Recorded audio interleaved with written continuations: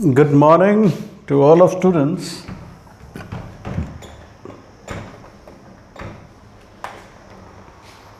Good morning to all of students. Now, biology में हमारा क्या चल रहा था बच्चा? बायोलॉजी में हमने लास्ट लेक्चर में बहुत इम्पोर्टेंट सेशन ख़त्म कर लिया था इसका, ठीक है, ये बात याद रखें, ठीक। अब हमें करना है टाइप्स ऑफ सेल, ठीक। आपने ये पढ़ लिया था यूनिसेलुलर क्या है, मल्टीसेलुलर क्या है। यूनिसेलुलर क्या होता है?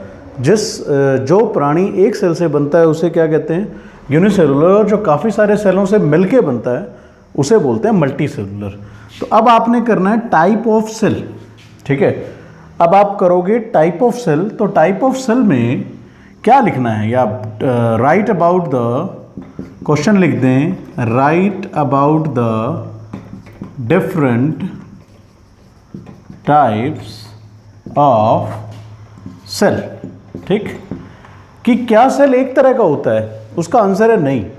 सेल काफ़ी तरीके का हो सकता है।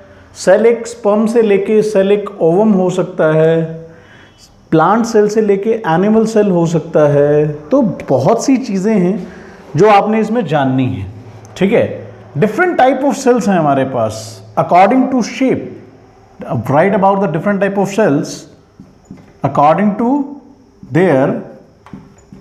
टू देयर शेप, ठीक है।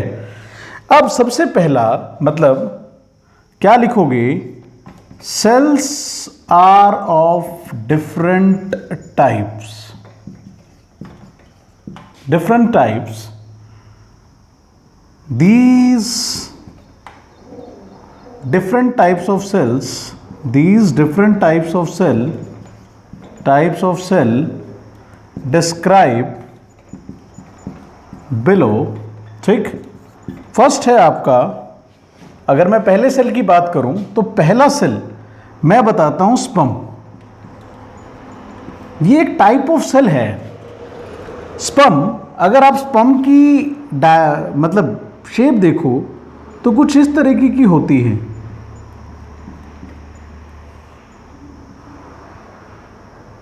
ठीक। स्पर्म का क्या है? हेड है, नेक है, मिडल पार्ट है और टेल भी है। तो डिफरेंट टाइप ऑफ हो गया ना। देखिए, एक आपने स्पर्म देखा, cells are of different type, these different type of cells describe below. सबसे पहले sperm.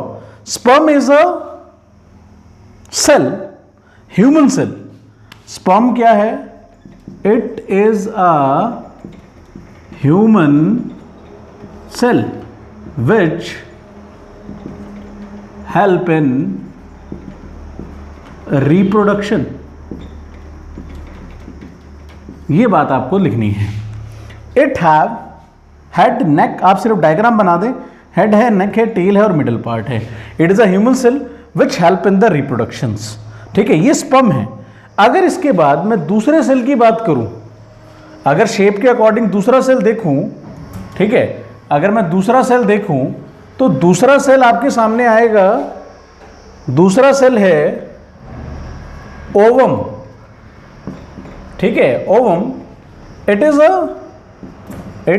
A female cell. It is a female cell which help in reproduction, जो रिप्रोडक्शन में काम आता है। किस में काम आता है भाई? रिप्रोडक्शन का मतलब जनन होता है, बिल्कुल सिंपल सा।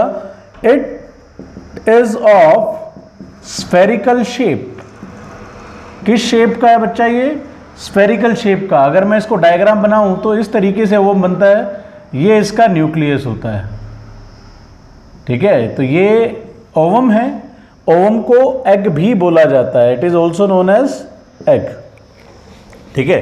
तो आपने स्पर्म देखा, ओवम देखा, क्लियर कि स्पर्म मेल्स में होता है। It is the human cell which help in the reproductions, या मेल सेल, और ओवम में फीमेल सेल होता है, ठीक है। दो तरह के सेल हो गए। अब तीसरा सेल अगर हम देखें तो मसल सेल देखते हैं। मैं एनिमल्स की बात ही कर रहा हूं, सॉरी, हाँ, एनिमल्स की। तीसरा अगर हम देखें मसल सेल, अगर मसल सेल आप देखते हो, इट हैव या this cell shows the property of contraction and relaxation. Contraction and relaxation. It is of spindle shaped. अगर आप देखोगे तो इस तरीके से कुछ मसल सेल्स होते हैं, ठीक है, ये मसल सेल है और सेंट्रल पार्ट क्या है आपको पता है, न्यूक्लियस। याद रखें। तो मसल सेल भी आपके सामने क्लियर है कि मसल सेल क्या है। मसल सेल हमारी बॉडी में अगर आप देखोगे तो ये आपको दिखाऊं तो ये जो सेल थे, इसके जो सेल हैं ये कॉन्ट्रैक्ट कर रहे हैं और देन रिलैक्स कर रहे हैं। आप छोड़ रहे हो तो रिलैक्स कर देने, कॉन्ट्रैक्ट कर गए, रिलैक्स कर गए। स्पेशल प्रॉपर्टी है, हर जगह नहीं होता भाई। जहां मसल्स हैं वहीं, अगर आप पैरों को भी देखोगे तो कॉन्ट्रैक्ट रिलैक्स। क्या अगर मैं इसकी बात करूं, इस लकड़ी की बात करूं, इट इज नॉट, इसमें मसल सेल्स नहीं है, ये कॉन्ट्रैक्ट रिलैक्स नहीं हो सकती, कॉन्ट्रैक्ट रिलैक्स नहीं हो सकती भैया।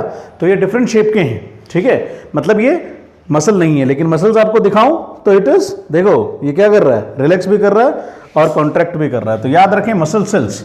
मसल सेल्स के बाद लार्जेस्ट सेल, अगर मैं बात करूं, चौथा डालूं, लार्जेस्ट सेल जो है वो है ऑस्ट्रिच का एग ऑफ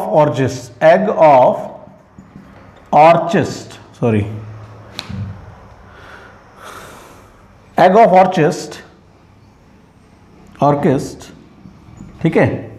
तो जो ऑर्चिस्ट का ओग है वो लार्जेस्ट सेल है। ऑर्किस्ट का जो एग होता है, ठीक है, पक्षी है, उसका जो एग है वो जो होता है वो लार्जेस्ट सेल होता है। एग का आपको पता ही है, एग एक सेल है। याद रखें नोट डाल के, egg is a single cell, egg is a single cell. ये बात आप नोट डाल के लिख लें।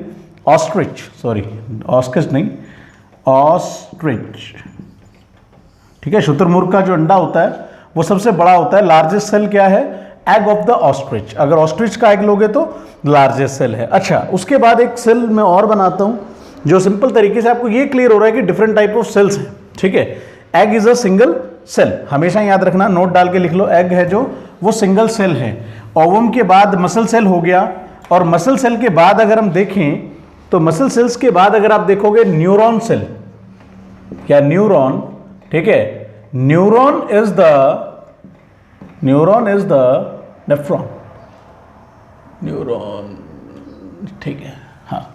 Neuron is the largest cell of human body. its shape is similar to the tree structure। अगर आप देखो तो कुछ इस तरीके की शेप होती है। न्यूक्लियस ये बना दिया आपने, ध्यान रखना इस तरीके से, ठीक है, और इस तरीके से मैंने ये इसका, और ये बन गया आपका न्यूरॉन्स, ठीक है। न्यूरॉन्स में ये क्या है, ये जो सेल एंडिंग है, इस जगह को बोलते हैं सेल एंडिंग। ये हैं आपके डेंड्राइट्स, नाम याद रखें आप बच्चा, डेंड्राइट्स जो इंस्ट्रक्शन पकड़ते हैं। ये क्या है, सेल बॉडी। ये क्या है भाई, सेल बॉडी। ये क्या है, न्यूक्लियस। और ये क्या है, एक्सन। इसमें एक्सन होते हैं डिफरेंट, तो दैट इज एक्सन, ठीक है। तो अभी के लिए तो इतना ही काफ़ी है बच्चा पार्टी। आप लोगों को ये न्यूरॉन्स का स्ट्रक्चर बिल्कुल टिश्यू में जाके क्लियर हो जाएगा। अभी के लिए आप ये डिफरेंट टाइप ऑफ सेल्स पढ़ रहे हो। न्यूरॉन्स हो गए। अब न्यूरॉन्स के बाद अगर आप देखोगे तो मैं एक डिफरेंस बताता हूं कि प्लांट सेल और, एक और लिखो कि एवरी प्लांट सेल, एक बात और लिखो इसमें, every plant cell have plasma membrane, have cell wall, but note डाल के लिख दें इसमें भी, ठीक है, डिफरेंट टाइप में ही आ जाएगा ये। बट जो सेल वॉल है, sorry, every plant cell have cell wall, but human cell not have any cell wall, उनकी क्या नहीं होती, सेल वॉल नहीं होती। तो आप इस चीज को इतना कर लें। अब आपको यह पता चल गया कि डिफरेंट टाइप ऑफ सेल्स होते हैं on the basis of shape. आपको पता है भैया स्पर्म है कैसा स्ट्रक्चर है, ओवम देख लो कैसा स्ट्रक्चर है, ऑस्ट्रिच का एग बहुत बड़ा है, मसल सेल आपके सामने आ गए, न्यूरॉन्स आ गए। उसी तरह नोट डाल के आपने क्या लिखना है, हर प्लांट सेल और हर एनिमल सेल में एक बहुत बड़ा डिफरेंस होता है, that every plant cell have cell wall but human cell not have any cell wall. तो आई होप समझ में आ गया होगा। अच्छे से करते रहें, बायो के सेशन को पढ़ते रहें और दिल से काम करते रहें।